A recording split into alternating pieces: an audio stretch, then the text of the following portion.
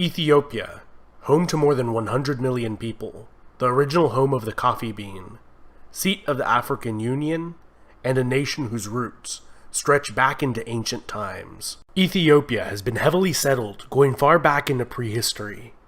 Da'amet is the earliest known kingdom in this region, and was a contemporary of ancient Egypt and Nubia to the north. On the opposite side of the Red Sea, facing Da'amet, was the kingdom of Saba, in modern-day Yemen. These kingdoms appear to have had close ties, and some even theorize that they may have formed a single kingdom. According to Ethiopian tradition, this was the home of the legendary Queen of Sheba. She converted to the faith of Solomon of Israel, and bore his child, who returned to Ethiopia to rule as king, beginning a long line of Ethiopian kings who claim direct descent from King Solomon. The Ethiopian Church today maintains the Ark of the Covenant was brought to this ancient kingdom during this period, and is being kept safely there under guard for more than 2,500 years.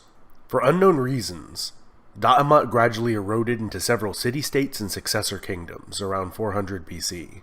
One of these, Aksum, would evolve into the first well-documented great power to rise in Ethiopia, and was able to unite the northern Ethiopian highlands beginning around the 1st century BC, where they established bases on the Ethiopian plateau, and from there expanded.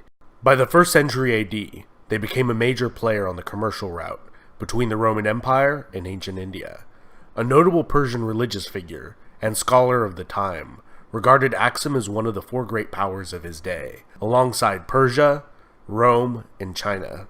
To facilitate this booming trade, the Aksumite kings minted large amounts of gold currency that became widely used and have been found throughout the Mediterranean to India.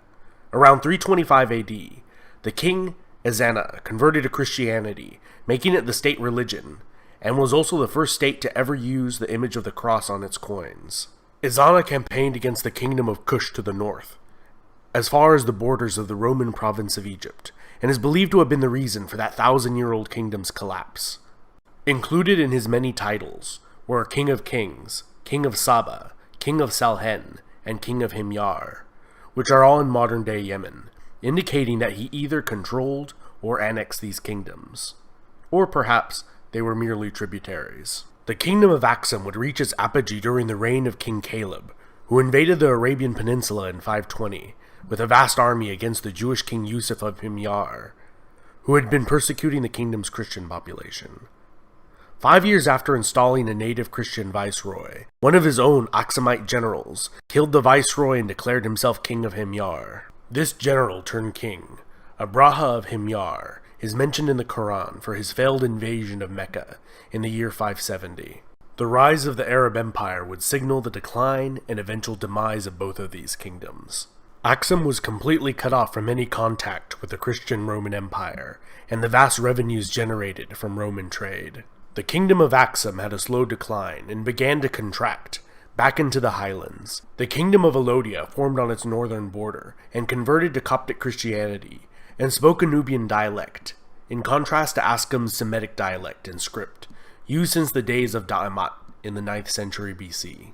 According to Ethiopian tradition, around the year 1000, a female pagan warlord overthrew the kingdom of Aksum, laying waste to the land, burning ancient churches to the ground, and hunting down all members of the royal family of Aksum.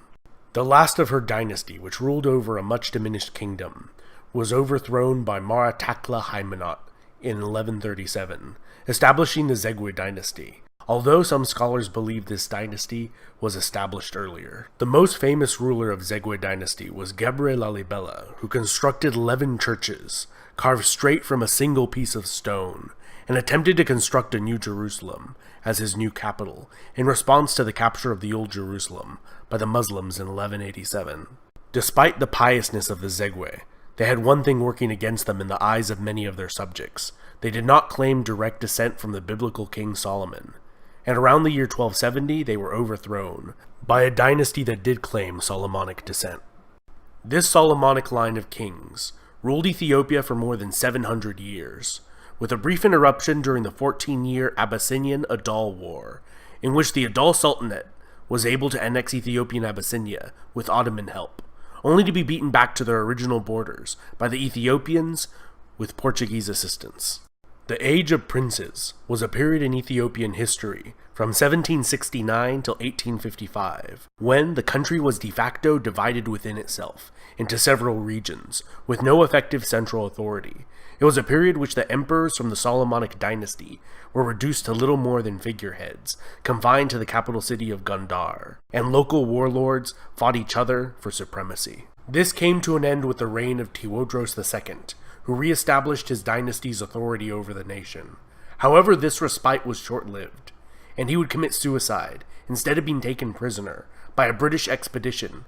The British would sack the Ethiopian capital and carry the Solomonic dynasty's crowns and treasure they had accumulated over the centuries back to Britain. Ethiopia's troubles were not over, and in 1874, the Ottoman-backed Ismail Pasha of Egypt invaded Ethiopia with the goal of creating an empire that would include the entire length of the Nile River. His sizable army included a large number of recruited American and European officers. The Ethiopians had been working hard on organizing and modernizing their military since their experience against the British, and were able to utterly defeat the Egyptians in 2 decisive battles. The Ethiopian Emperor Yohannes would die in battle against a Sudanese raiding force 13 years after defeating the Egyptians. His successor, Menelik II, would expand the Ethiopian Empire and defeat a full-scale Italian invasion. The technologically superior Italians were decisively defeated in a bloody war that they expected to be a casual affair. 40 years later, masterminded by the Italian journalist turned dictator Benito Mussolini, the Italians invaded again, this time sending an overwhelming force of approximately 500,000 men, 600 aircraft, and 800 tanks. Despite this, the war was still a long and bloody affair. The Italians gained little from the annexation and committed widespread atrocities against the Ethiopian population, which they never fully managed to control. Ethiopian Emperor Haile Selassie returned to Ethiopia from exile in England to help rally the resistance. The British began their own invasion in January 1941 with the help of Ethiopian freedom fighters. The last of the organized Italian resistance in Italian East Africa surrendered in 1941, ending the Italian rule. The Solomonic monarchy was fully restored after the war.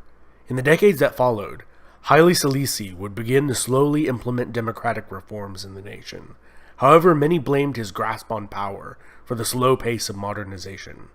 During the Cold War, Selassie received the backing from the United States, and when widespread drought and famine hit the nation in 1974, the aged monarch was overthrown by a socialist faction in the military.